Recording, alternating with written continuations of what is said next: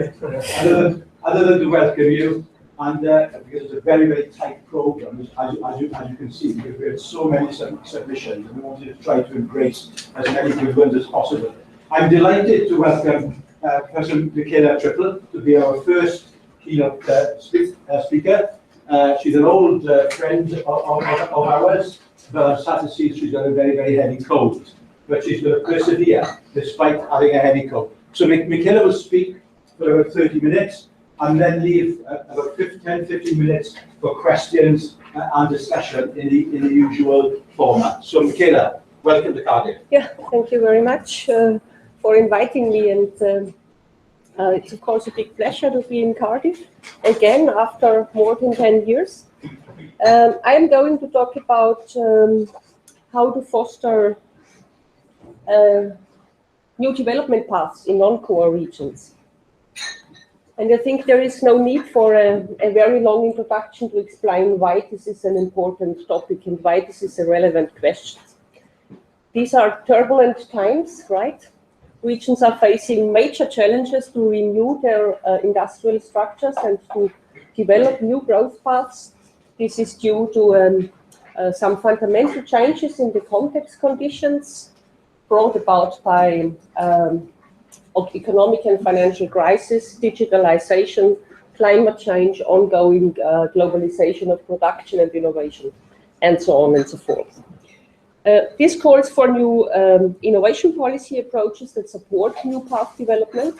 So we need new approaches in policy making because the old ones failed.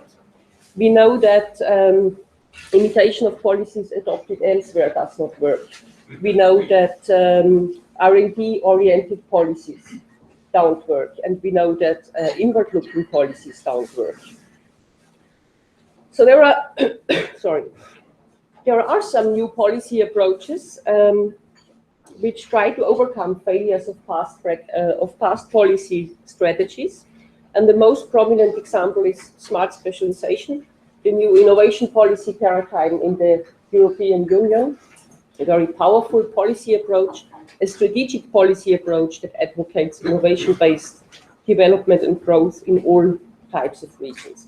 So smart specialization puts economic renewal and diversification on the policy agenda, not only for core regions, but also for non-core regions. I am not going to talk about smart specialization today. I leave it to my colleagues Björn Asheim and Elena Zuckowskaite. They will present the findings of our joint research efforts on smart specialization later today in one of the afternoon sessions. I would like to deal with the policy challenge in non-core regions in a more general way. And I think the policy challenge, there are two challenges when it comes to how to foster, to answer the question how to foster new path development in non-core regions. The first challenge is related to the question, how can we do that in regions with a limited innovation and diversification potential? And the other question is how to deal with barriers that reside in the policy system. So I would like to focus on three issues, three things that I would like to discuss. First, which policy implications can we draw from recent studies on regional industrial path development? We have made good progress in our understanding of how path development takes place in different types of regions. We know a lot about constraining and enabling conditions, what the forms and mechanisms of regional structural change are. But the question is, of course, which conclusions for policymaking can we draw from this work? And conclusions for non-core regions. And we have to take into consideration that non-core regions are not a homogeneous group. We need to distinguish between different types of non-core regions. And I will use a very simple typology that distinguishes between two main types of non-core regions, thick and specialized regions and thin regions. So this first issue is really about the policy implications The second issue is about policy capabilities. And regarding policy capabilities, I would like to raise a few issues that are related to the quality of government, to autonomy challenges, coordination challenges, and policy path dependence challenges. And then finally, I would also like to discuss some important insights into the role that key actors of change can play, how important policy continuity at the regional and national policy level is. And I will use a concrete case from Austria, software park in the Austrian periphery, to illustrate that these things are really important if you want to understand how new path development can take place in non-core regions.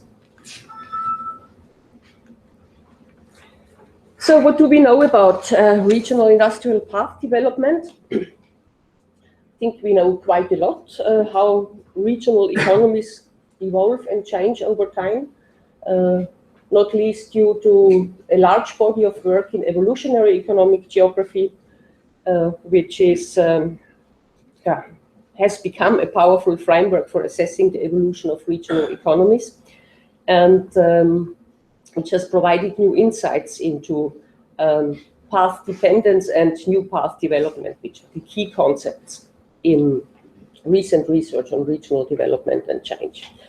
I mean, to be fair, geographers have drawn on concepts such as path dependence and lock-in since the early 1990s.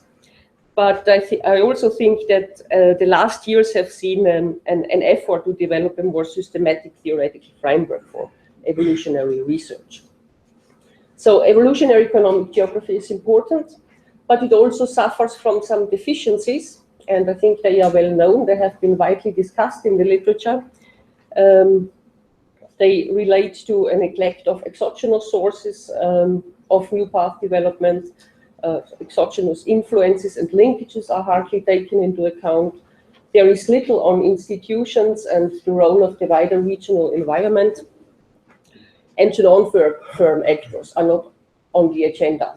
And it is good to see that very recently attempts have been made, very promising attempts have been made to develop a broader theoretical framework, such as McKinnon's work, who has combined EEG with research on global production networks to take account of the role of external influences and the powerful role that transnational corporations can play.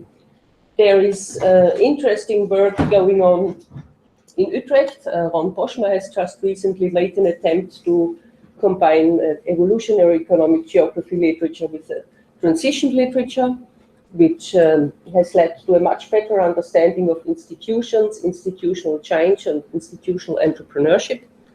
And then finally, there is work that has combined evolutionary economic geography with the regional innovation system approach, which has enabled us to be more precise about the role of the wider regional environment. I will talk about that later in a few minutes. First, I want to show you this slide. This is a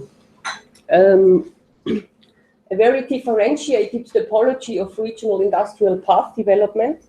The outcome of joint work with Arne Isaksen and Franz Stöckling and Björn Asheim. We really tried to go beyond these rather simple typologies that have dominated the discussions in the past, such as path renewal and path creation, or related diversification versus unrelated diversification. So this is an attempt to get a better, a more fine-grained understanding of regional industrial path development. So this distinction between different forms: extension, upgrading, modernization, branching, importation, and path creation. And just in a nutshell, what do these categories mean?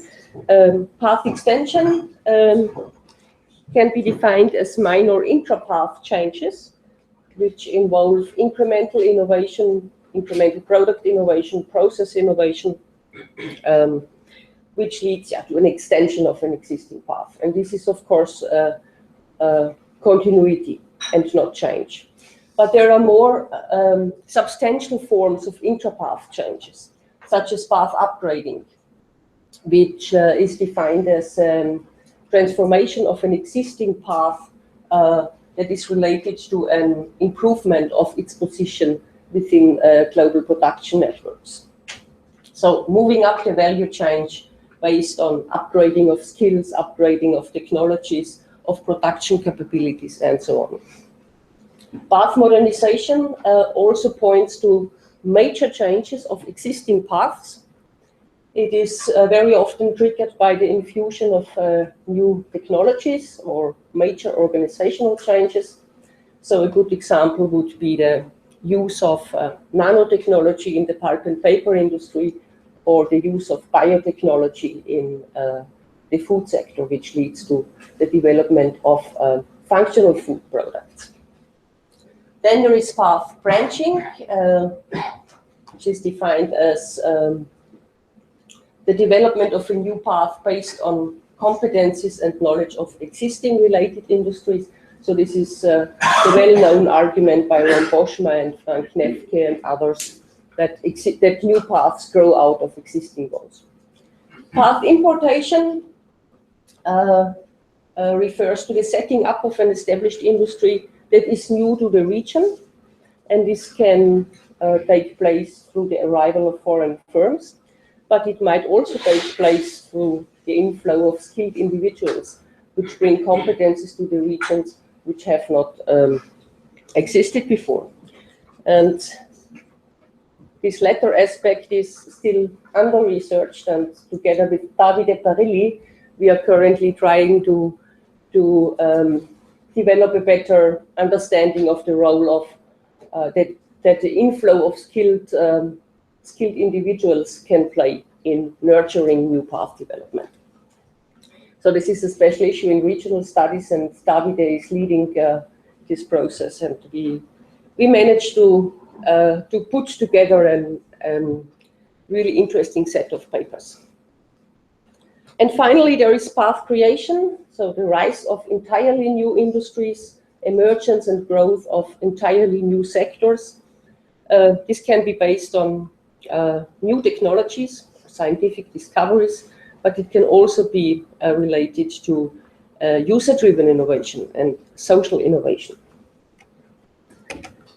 Good.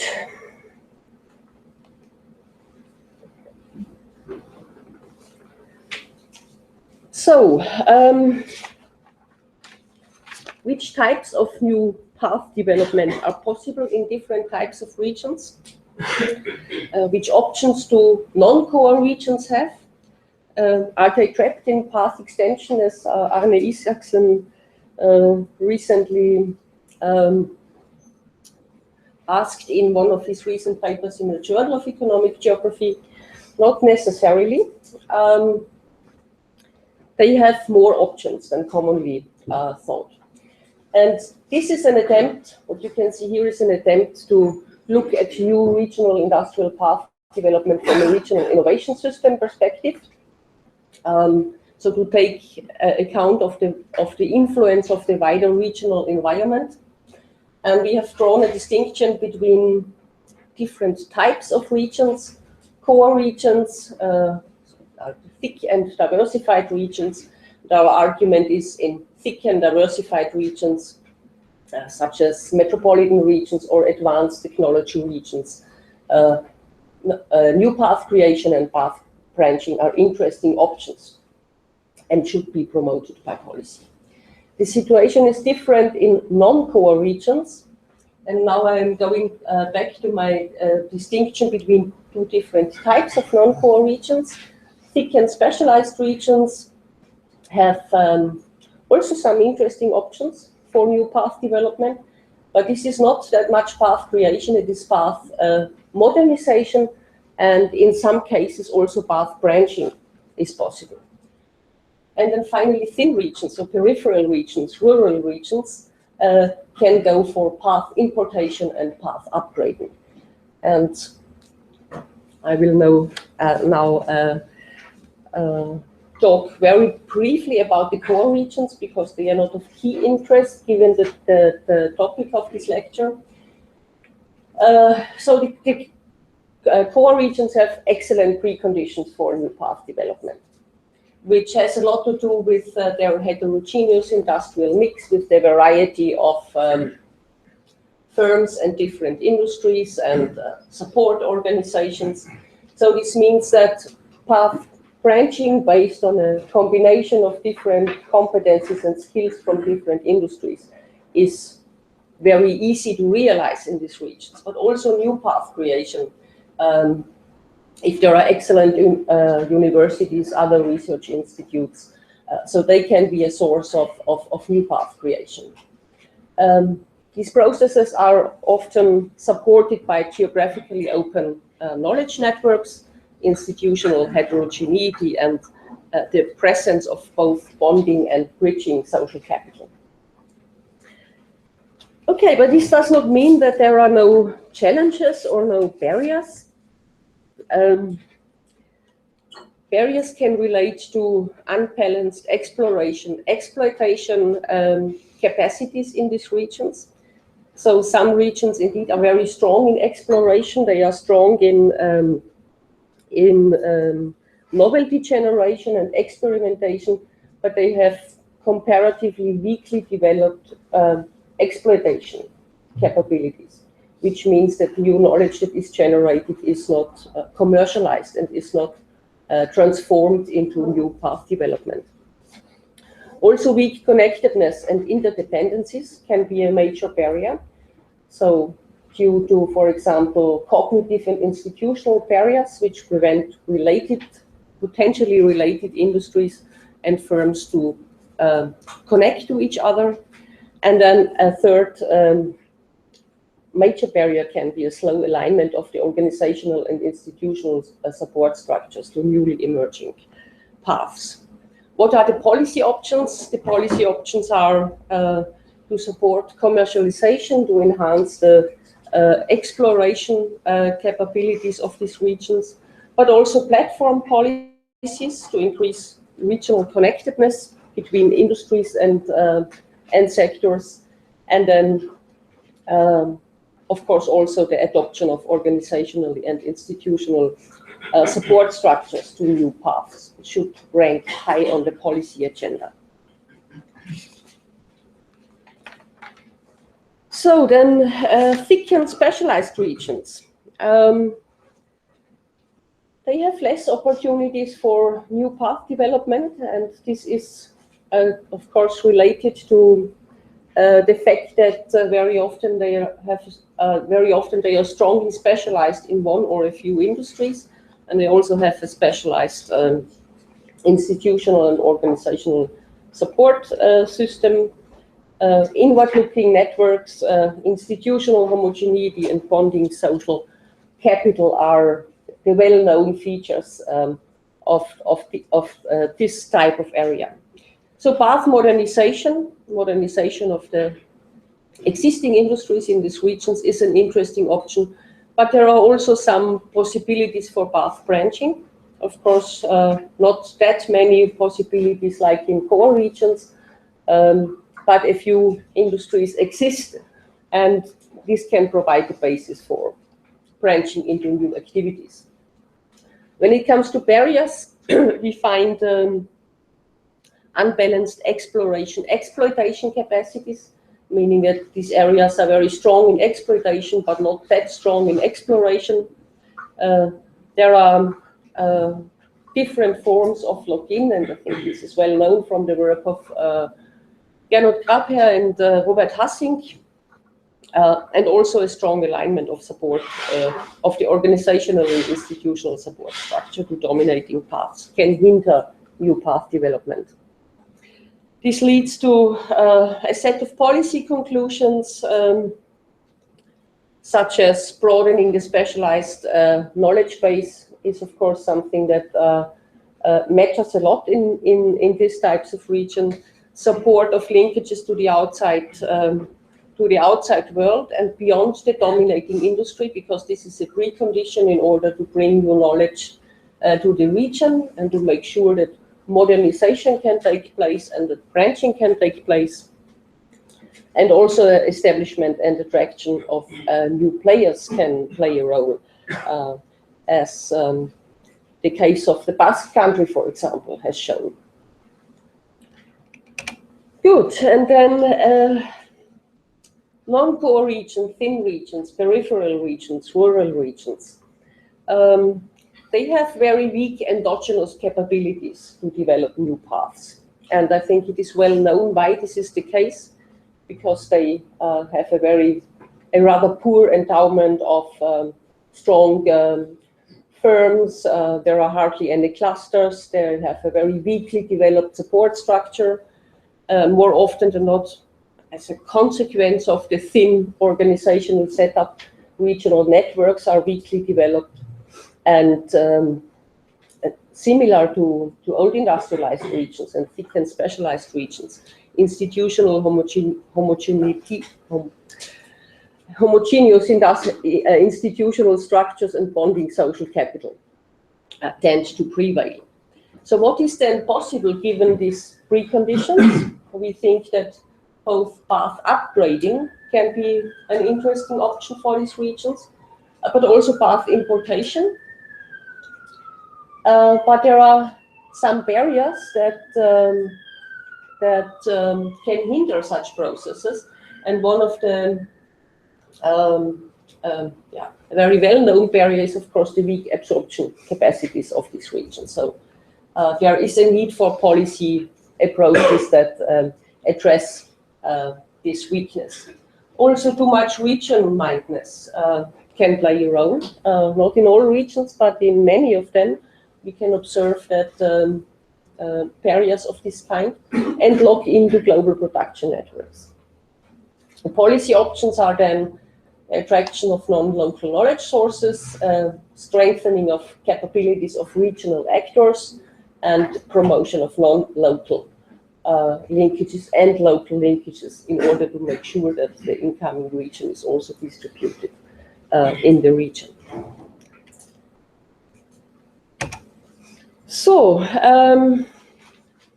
Kevin has reduced my presentation time from 45 minutes to 30, so I will skip the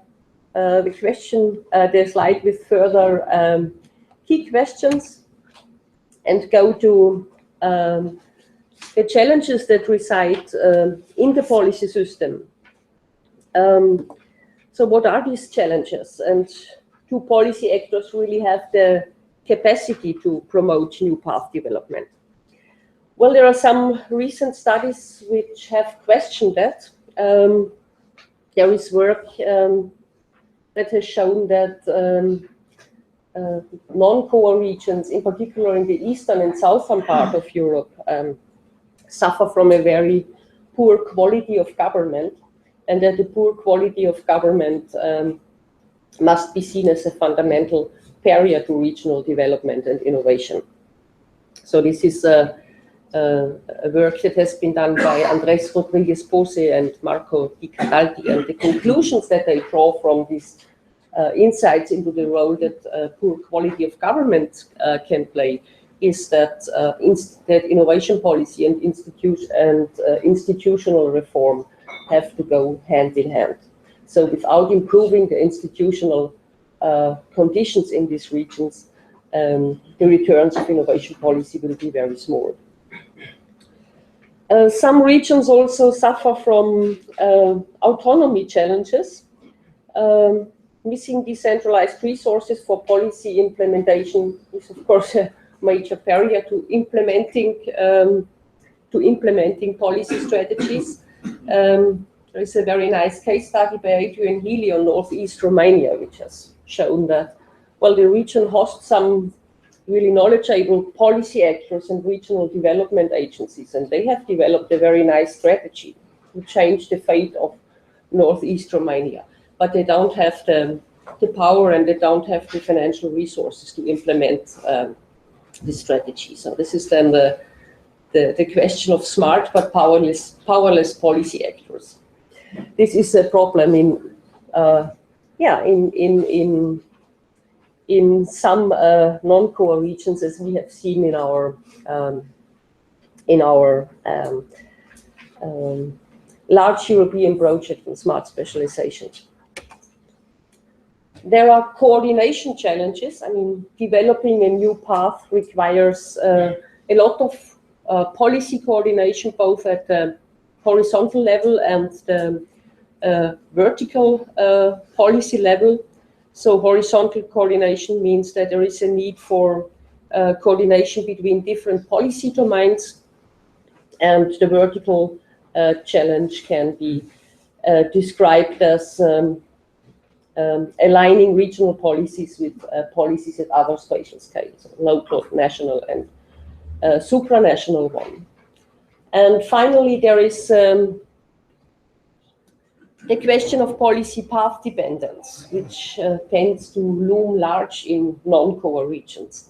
And there are many different sources of policy path dependence. Kevin Morgan has done fantastic work on that, showing that path dependence has a lot to do with or results from anachronistic skill sets, risk-averse culture of government, the fact that learning from mistakes is not a policy priority, and so on and so forth. But there is another important source of policy path dependence, and this is the capture by vested interest groups. This is there is a lot of discussion on that on the literature on embedded autonomy. And again, what we have seen in our in our work on smart specialization is indeed that policy capture by vested interest groups have led to some very conservative choices when it comes to which policy priorities should be chosen. Right. Now I'm in the uncomfortable position that I have that 4 minutes are left, right? I cannot do the nice case from Austria in 4 minutes. Although I would have liked to present it because it is really a fantastic case. So you have to trust me that this is fantastic example that delivers a lot of insights into the role of key actors of change. The policy continuity is important, and that alignment with national policy plays a major role. So the conclusions then, very briefly, I think I have already spent most of my time. So just 2 key messages. First one is that non-core regions differ in their capacity to promote new path development. And this, I think, is pretty clear, and there's a lot of research on that. But what are the policy implications? Well, we think that they differ a lot depending on the type of non-core regions we are looking at. For thick and specialized regions, we would think that path modernization policies and path branching policies are the right way to go. For thin regions, the situation is of course different. Here, path upgrading and path importation policies should be implemented. But this is not an easy task because it requires new policy approaches, and it requires to overcome the challenges that I have just identified and discussed before. Quality of government is an issue. Autonomy challenges need to be solved, and the policy path dependence challenge needs to be addressed. Okay, thank you very much.